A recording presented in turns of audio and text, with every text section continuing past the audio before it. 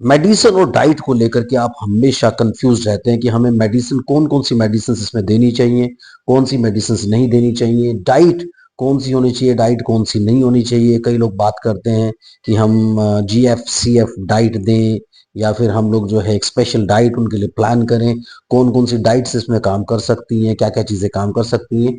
उसके साथ साथ आपका एक क्वेश्चन रहता है कि मेडिसिन मेडिसिन का नाम नहीं ले सकते। कुछ इसमें प्रोफेशनल रीजंस रहते हैं कि मेडिसिन का नाम नहीं लेंगे, कि मेडिसिन देनी चाहिए नहीं देनी चाहिए। इसके ऊपर भी हम थोड़ा सा एक घुमा फिरा के बात करना चाहेंगे, क्योंकि स्ट्रेट फॉरवर्ड कई सारी चीजें होती हैं जो आप सोशल मीडिया प्लेटफॉर्म पर नहीं कह सकते हैं। जरूर इसके बारे में बात करेंगे। आप चैनल को सब्सक्राइब कीजिए, लाइक कीजिए, शेयर कीजिए, पूरी दुनिया में फैला दीजिए। मुझसे कंसल्ट करने के लिए 8168790299 डायल कर सकते हैं। और अगर आप इंडिया के बाहर से डायल कर रहे हैं तो +91 जरूर लगाएं, दैट इज इंडिया का कोड। और हम लोग बात करने वाले हैं इस टॉपिक पे। अगर आपको टॉपिक पसंद आ रहा है तो फटाफट से लाइक को हिट कर दीजिए, क्योंकि यूजुअली आप देख करके निकल जाते हैं और लाइक को हिट करना भूल जाते हैं। जो बात करते हैं मेडिसिन पे, कई लोग कई सारी मेडिसिन के बारे में बात करते हैं कि हमारा बच्चा तो बहुत कंट्रोल हो गया, हमने ये ट्रीटमेंट किया वो ट्रीटमेंट किया। स्पेशली यहाँ पे ना कई बार ये होता है कि अगर वो मेडिसिन से कंट्रोल हो रहा है और चीजें ऐसे आगे बढ़ती चली जा रही हैं, तो फिर आपके लिए जो विड्रॉल है वो थोड़ा सा डिफिकल्ट होगा, क्योंकि आप बच्चे को रूट लेवल पर ठीक नहीं कर रहे हैं।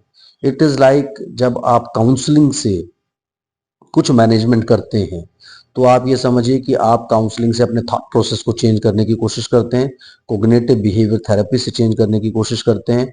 और अगर आप सिर्फ मेडिसिन लेते हैं, that is a very easy method कि आपने मेडिसिन लिया, कंट्रोल किया, बात खत्म हो गई। लेकिन यहाँ आपको जरूर कोशिश करनी चाहिए कि जैसे आप अपने एंग्जाइटी, डिप्रेशन और दूसरी चीजों के लिए काउंसलिंग लेते हैं और उसे परमानेंटली ठीक करना चाहते हैं, विदाउट मेडिसिन ठीक करना चाहते हैं, तो यहाँ पर भी आपको कोशिश करनी चाहिए कि अगर आपका बच्चा ऐसा नहीं है कि उसे आपको हर वक्त बांध करके रखना पड़ता हो। कई बच्चे इतने ज्यादा हाइपर एक्टिव होते हैं कि आपको उनको बांध के रखना पड़ता है, वो रूटीन में आपसे कंट्रोल होते ही नहीं है।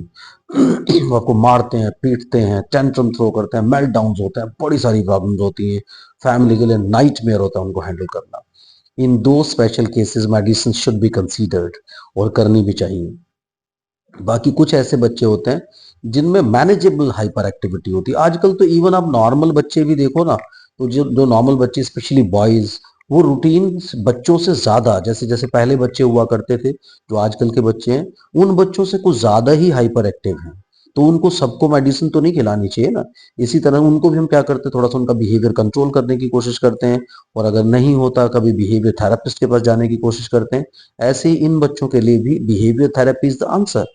तो कोशिश करके इन बच्चों को जब आप कंट्रोल करने की बात करते हैं, आपको कोशिश सबसे पहली आपकी यही रहनी चाहिए कि कॉन्टिन्यूस या एक आपको एक कंसिस्टेंट बिहेवियर थेरेपी की जरूरत रहती है, और बिहेवियर थेरेपिस्ट आपको ढूंढना चाहिए जो आपको प्रॉपर इसमें रिजल्ट्स दे सके। तभी जा करके आप इन चीजों को पॉजिटिवली कंट्रोल कर सकते हैं। और समटाइम्स क्या होता है कि आप मेडिसिन दे करके समझते हैं कि सब चीजें कंट्रोल होगी, क्योंकि ज्यादातर लोगों की फीडबैक क्या आती है जी, पहले तो बहुत हाइपर एक्टिव था, अब ज्यादातर सोया रहता है। तो ये बहुत इंपॉर्टेंट है कि आपको अपने फिजिशियन से मिल करके डिस्कस करना चाहिए कि उसका डोसेज कैसे कंट्रोल करना है, क्या चीजें होनी चाहिए। क्योंकि लर्निंग के लिए आपके बच्चे को अगर हाइपर एक्टिव नहीं तो एक्टिव तो होना पड़ेगा, तभी वो कनेक्शन बनाएगा। इससे तो ये हुआ ना कि आपने बच्चे को एक प्लैनेट से निकाला और दूसरे प्लैनेट में डाल दिया। आपने ऐसा करने की कोशिश नहीं की कि बच्चे को 100% नॉर्मल कर सके। तो कोशिश करके आपकी ये कोशिश रहनी चाहिए कि ज्यादा करके आप कोशिश करें कि दवाई देनी ही ना पड़े। लेकिन अगर देनी पड़ रही है तो आप अपने फिजिशियन से जरूर बात करें कि इतना एक्टिव बच्चा रहे कि उसकी लर्निंग प्रोसेस कहीं हैम्पर नहीं हो। फिर आपके लिए मेडिसिन डेफिनेटली यूजफुल रहेगा। और फिर कुछ बच्चे हैं जिनको सीजर डिसऑर्डर, उनके कंटिन्यूस मेडिसिन देनी पड़ती है।